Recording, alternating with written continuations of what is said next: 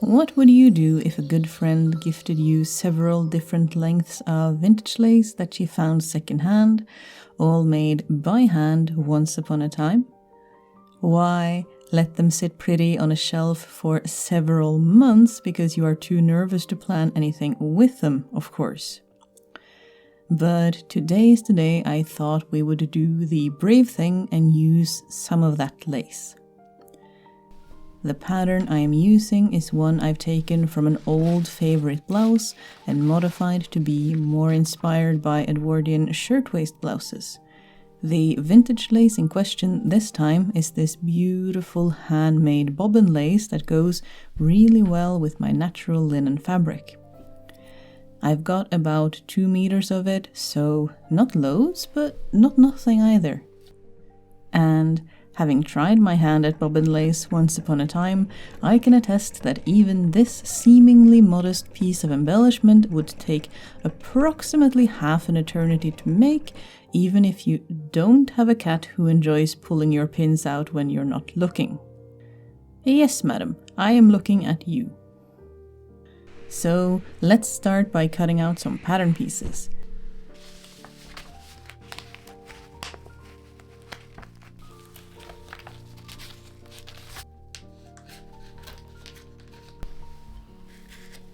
It feels almost strange to be cutting so many curves after all my usual straight grain squares and skirt triangles. Novel. While we're at it, I am also pulling thread for my cuffs, collar, cuff placket and button placket to make sure all those are nice and straight.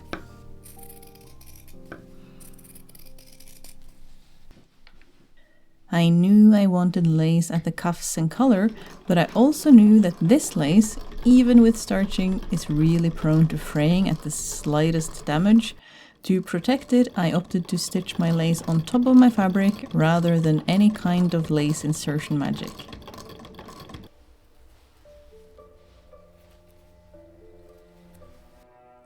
This also allowed me to practice my chaining, which was kindly taught to me by a quilter once to conserve sewing thread, but honestly, I often forget it's even a thing.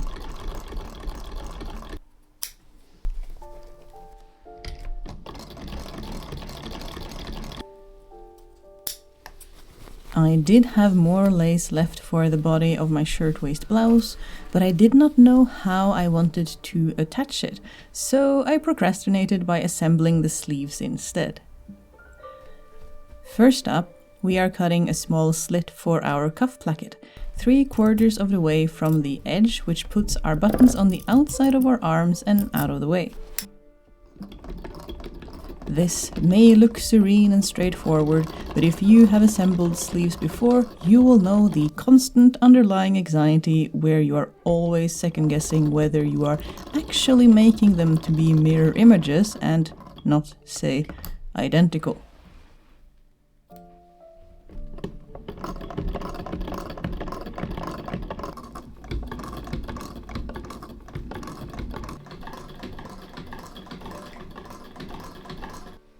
My sleeve piece didn't quite fit next to my back piece on the fabric, but you know what? Piecing is period, so let's harken back to earlier times with some happy little gussets. I do not recommend seam allowances this narrow, even on tightly woven fabrics like this. I simply forgot that filling your seams is a thing. I know raw seams were an occasional thing in the Edwardian area, but these sleeves will be touching my bare arms, so no thank you.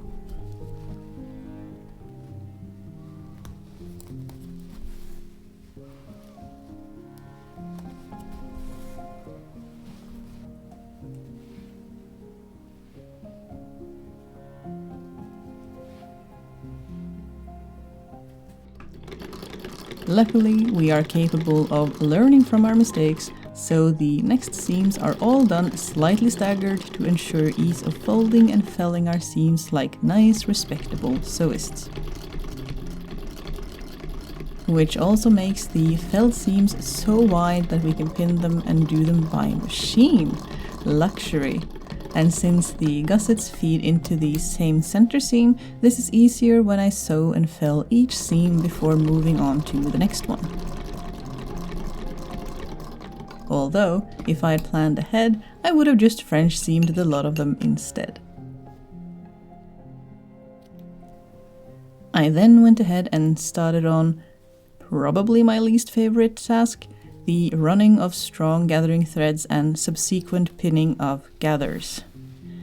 It takes so long, but it looks so good.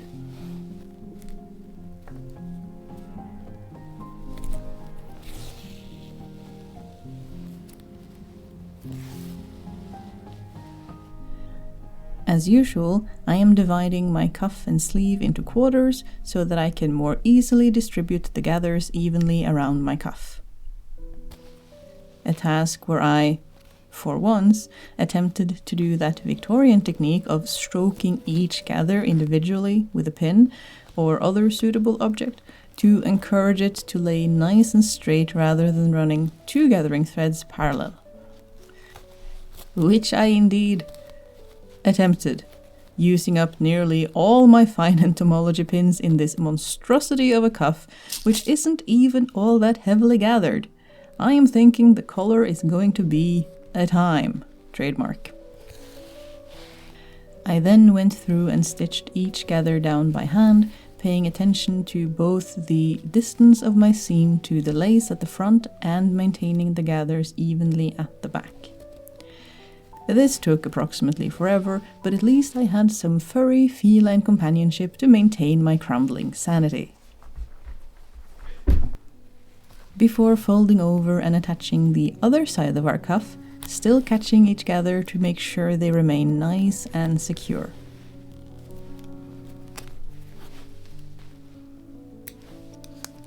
I am still avoiding making decisions about the rest of the lace, so why don't we go all the way and attach closures to the cuffs as well? Personally, I really like loops. They're easy to do and don't damage the lace.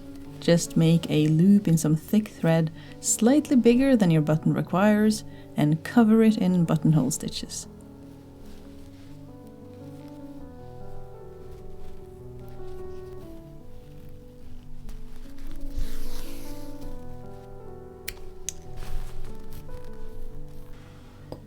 My small mother-of-pearl buttons are similarly attached through a gap in the lace.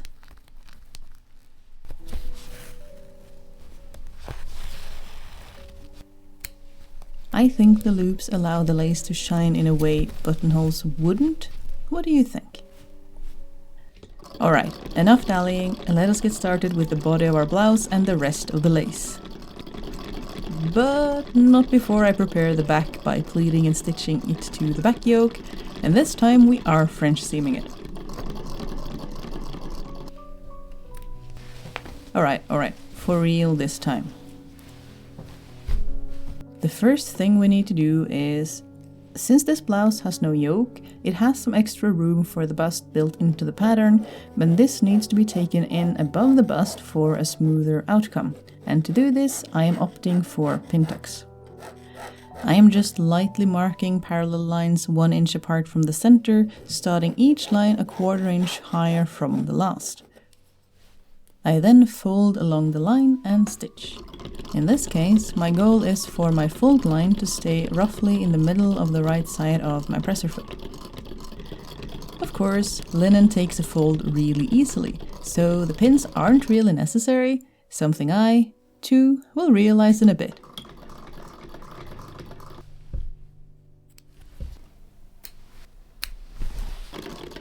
Pin tucks done, we can then stitch up the side and shoulder seams, still doing French seams. I swear, French seams single-handedly saved this project.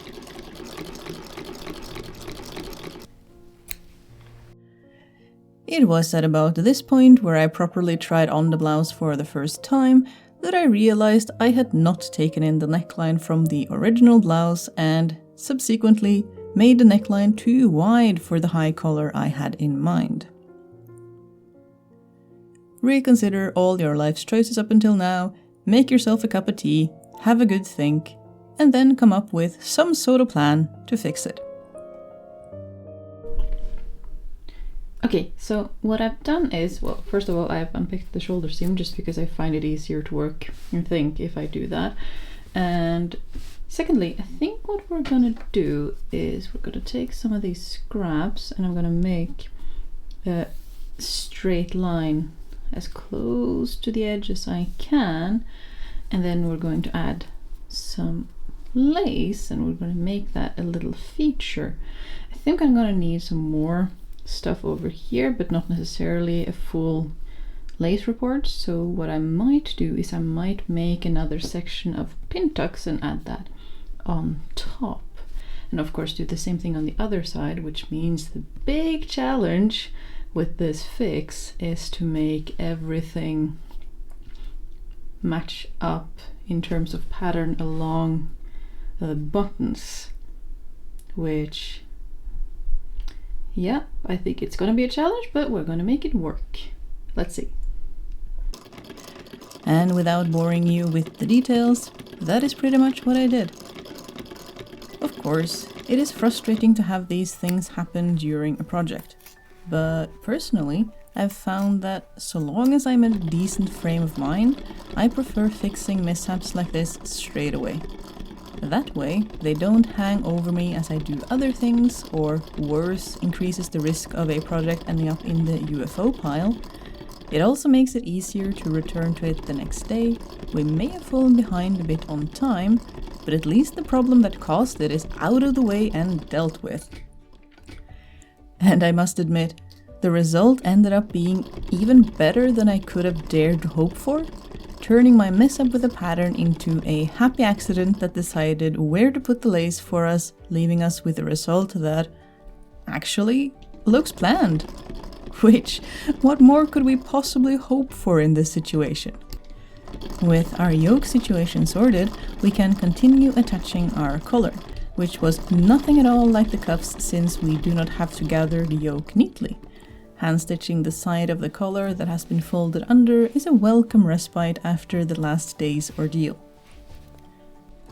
Yoke and collar dealt with, we can move on to the button placket, which is just 2 long strips of fabric sewn in to encase the raw edges and provide some extra structure where the buttons will be pulling at the fabric.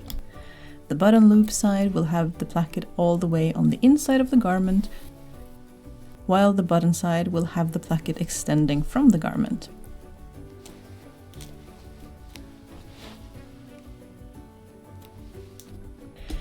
After the plackets, I am French seaming my sleeves in, slightly gathered at the shoulder for that little bit of puff, and so that all my pieces are in one piece and can't get lost in my workroom anymore.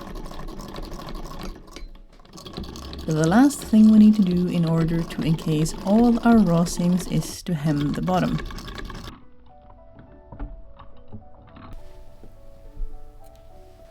Now for the finishing touches, our closures. Like the cuffs, I am doing long loops at the collar, but for the button placket I am doing discrete vertical loops to get the 2 sides as close to each other as possible with minimal placket showing in between.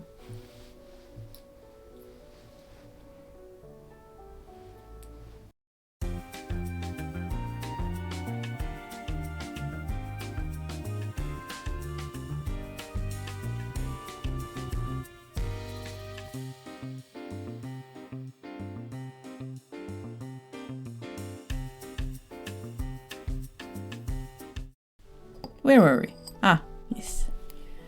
Usually, I'd set my buttons in the middle of the button placket, but with our loops at the edge and emphasis on the lace and pin tucks, I am placing them as close to the edge of the placket as I can instead, so the placket won't stick out in the middle as a long strip of undecoratedness.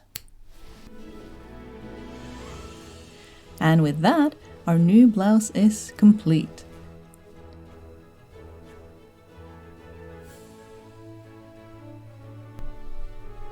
To my surprise, I didn't end up using a lot of the lace, only about half of what I had, or a little over a meter. Still, I think what we used was utilized to great effect and with respect for the time it took to make it.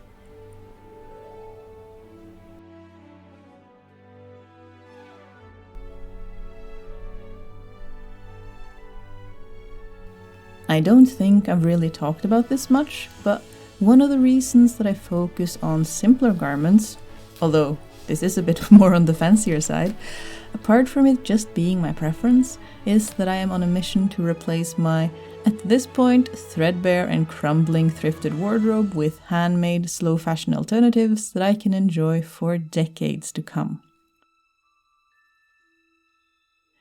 And this blouse most definitely has quickly made its way to become one of my new favorite makes. I still want to make one with a proper front yoke bit, but that will have to be a project for another time. For now though, happy autumn if that is the season you are currently enjoying, and I hope to see you again next time for some more creative shenanigans.